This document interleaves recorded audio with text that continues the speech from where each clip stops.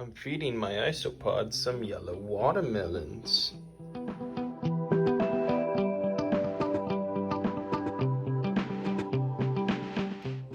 Welcome back again to another episode of Big Red's Isopod. This week, we're going to be taking a look at one of my cultures that I didn't think was going to do some well, but it's turned back around, so I'm going to tell you a little bit of a story, and we're going to take a look at them. Alright, let's take a look. Alright guys, so this here is my culture of Cubaris red tigers. This is the culture that I had got, and I had a lot of die out, and I told you guys about it last week about how they kind of came back, and I just wanted to show you. So this culture here was down to 3 adults and no mankai at one point, and as you can clearly see, they've come back quite a bit. I just kind of wanted to show you guys this and talk about them a little bit. I'm not going to do like a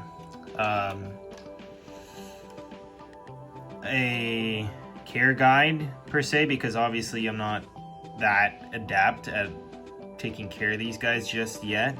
I was lucky enough to get them to come back, but that doesn't mean I know enough to do a care guide on them just quite yet.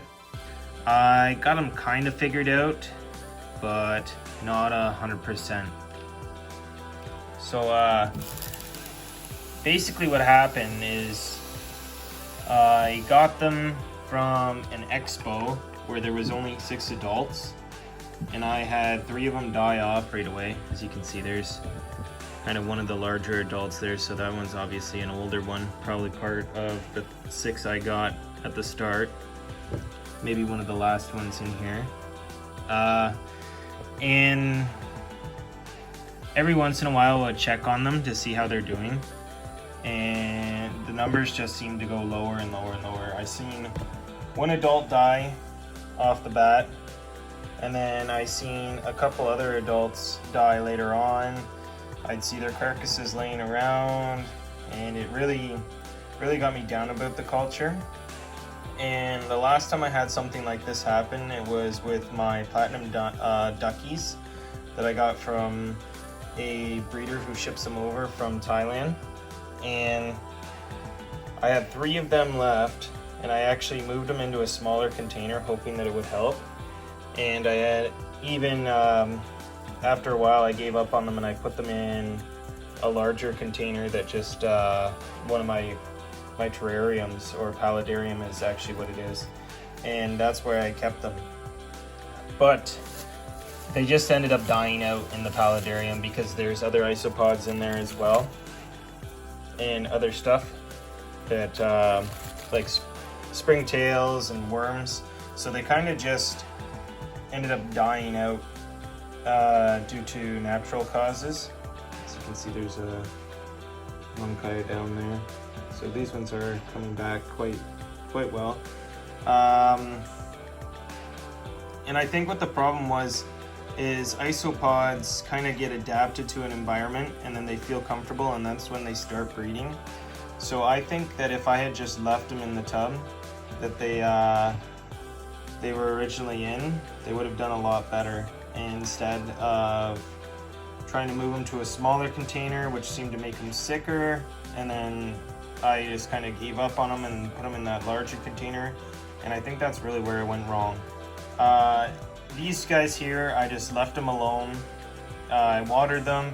I was giving them a little bit of food just to make sure that if they were hungry, they could eat, making sure that they had lots of leaves.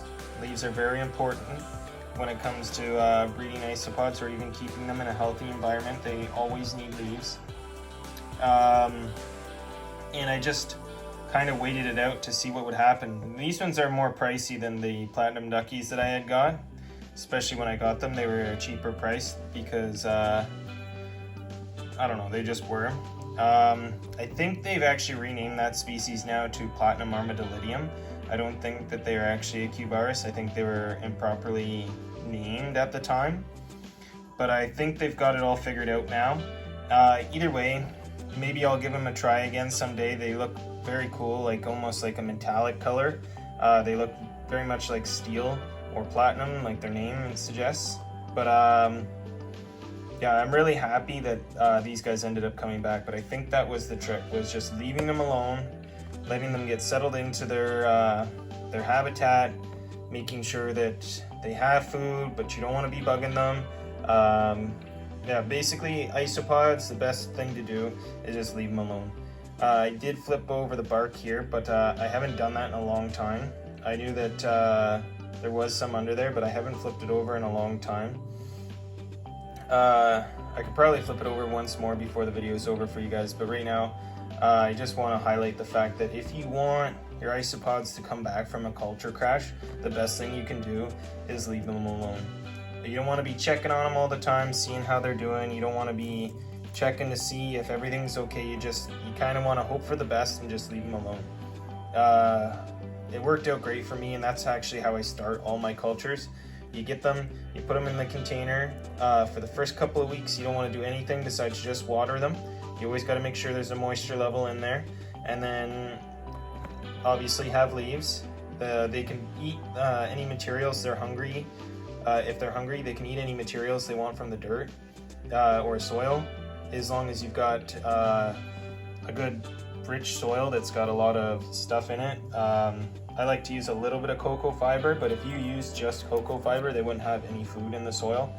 It would be just completely nutritionless for them. Obviously, I've shown you in other videos what I like to do, but you definitely want to have some sort of soil that they can forage from, and then definitely the leaves. The leaves are a main thing. They use that as cover to keep separate from each other, and also as a food source. So again, one more time, I'll take a look at this, but I just wanted to show you guys that isopods can come back from the grave, basically. And in other words, culture crashes, as long as you just leave them alone and let them do their own thing, then everything can be okay. You don't want to be fiddling around with them, kind of like I am right now. You just kind of want to let them do their own thing and hope for the best. And obviously this time it worked. It might not work every single time. This could have just been a fluke. I do know that these guys are relatively hardy, and they do tend to breed quite rapidly. I've heard that from other breeders. But yeah, other than that, guys, that's all I really wanted to let you know. Just wanted to talk to you a bit about that and explain kind of what I did in my situation, and what you could probably do too if you run into a situation where your culture, like, isopods are expensive. You don't always want to spend hundreds of dollars on these guys. So when you get a relatively good deal, even if you don't get a lot of isopods, you might as well go for it. And in this situation, kind of worked out. It was really scary at first, and it's taken a long time to get here, but hey, I'm not going to complain too much. Anyway, that's all I'm going to talk to you guys about this week.